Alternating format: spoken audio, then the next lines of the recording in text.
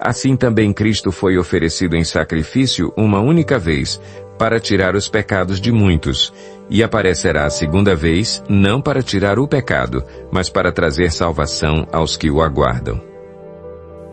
Nós, os cristãos, cremos que no presente momento existimos entre dois acontecimentos absolutamente fundamentais à história humana, que é entre a primeira e a segunda vinda de Jesus. Este pequeno versículo bíblico descreve esses dois momentos de uma maneira bem resumida, destacando particularidades e propósitos desses dois eventos. No entanto, mesmo sendo afirmações bem breves, destacam elementos importantes a respeito desses dois eventos que gostaria de estender e falar um pouco nesse instante. Isso porque a primeira e a segunda vinda de Jesus apontam para a grande ligação entre o céu e a terra, tendo Jesus como grande elo de conexão, de reconciliação nesses dois momentos. A Escritura Bíblica revela que o pecado desencadeou um abismo de separação entre o céu e a terra, entre o ser humano e Deus, e somente o próprio Deus poderia resolver essa situação, e esses dois eventos estão profundamente conectados, ligados com esse objetivo. A primeira vinda representou a construção da ponte de passagem sobre esse abismo, e a segunda vinda de Jesus representa a margem de chegada, de superação desse abismo, onde encontraremos Deus.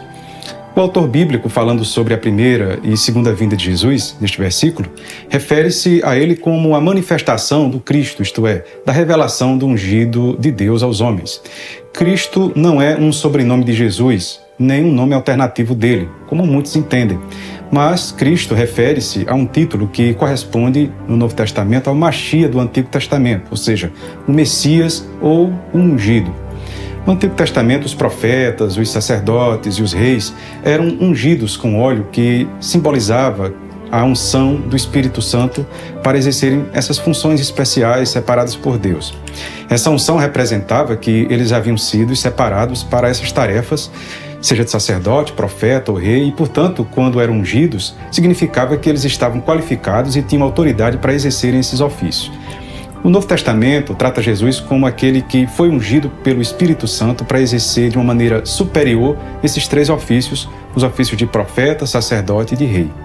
Israel esperava a vinda do Messias, o ungido de Deus, mas a ênfase que eles davam estava sobretudo numa postura de rei, de domínio político, que assumiria o poder, destronaria os romanos e todos os inimigos de Israel e cumpriria instantaneamente todas as promessas do reino feitas a Abraão, a Davi, pelos profetas.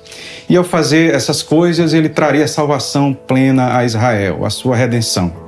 No entanto, em sua primeira vinda, Jesus frustra essas expectativas e por isso foi rejeitado. Ele vem para exercer de uma maneira efetiva e plena dois desses ofícios, o de sacerdote e profeta. O seu reinado apenas seria instaurado, mas ainda não consumado. Como o supremo profeta, Deus, através de Jesus, em sua primeira vinda, fala e se revela de uma maneira absolutamente superior ao que havia feito no Antigo Testamento. E, portanto, até Jesus, os profetas falavam, mesmo que falassem em nome de Deus, e com frequência usavam o termo "assim diz o Senhor", embora as suas mensagens fossem verdadeiras, elas tinham seus limites. Mas Jesus, com frequência, dizia: "Na lei está escrito, eu porém vos digo". E em outros momentos, Jesus chegava a afirmar: "Eu e o Pai somos um.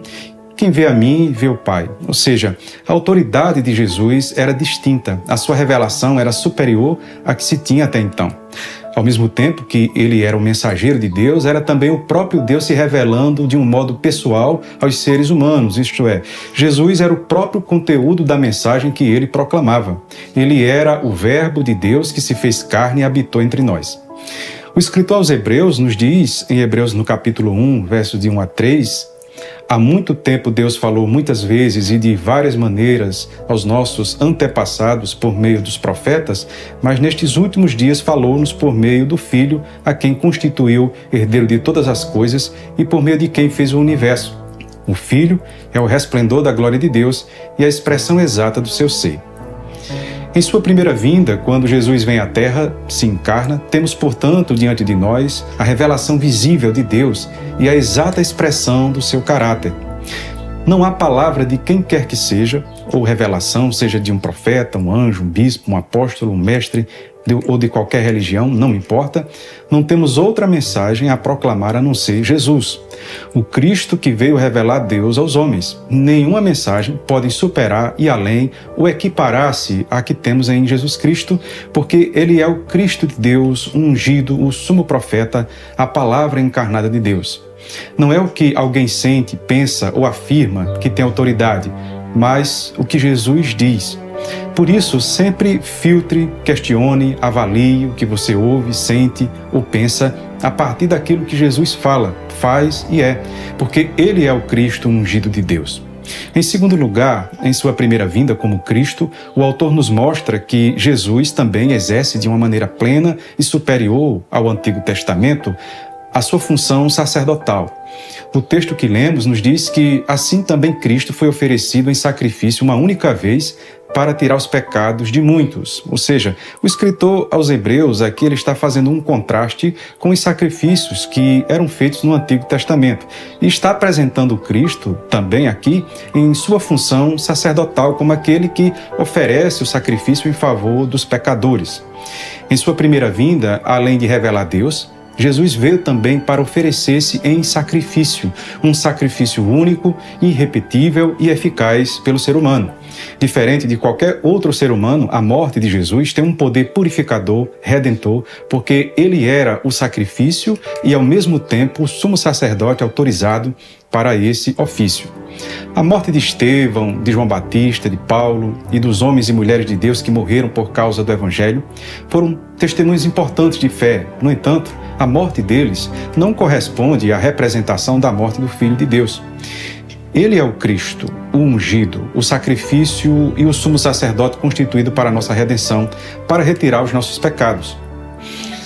Quais os pecados você tem carregado na vida? Quais as culpas que têm aprisionado sua consciência? Quais os sentimentos de autocondenação têm sobrecarregado sua alma? Quais os vícios, as manias que têm destruído sua paz, sua relação com Deus, com seus filhos, com a sua família? Em sua função sacerdotal, Jesus veio lidar com a culpa e o pecado humano. Ele é o Cristo ungido para isso. Lucas descreve um momento quando Jesus estava em uma sinagoga judaica e ele foi dado o livro do profeta Isaías para ler. Lucas descreve no capítulo 4, a partir do versículo 18, o seguinte: O Espírito do Senhor está sobre mim, porque Ele me ungiu para pregar as boas novas aos pobres, Ele me enviou para proclamar liberdade aos presos e a recuperação da vista aos cegos, para libertar os oprimidos e proclamar o ano da graça do Senhor. Então ele fechou o livro, devolveu ao assistente e assentou-se. Na sinagoga, todos tinham os olhos fitos nele, e ele começou a dizer-lhes: Hoje se cumpriu a escritura que vocês acabaram de ouvir.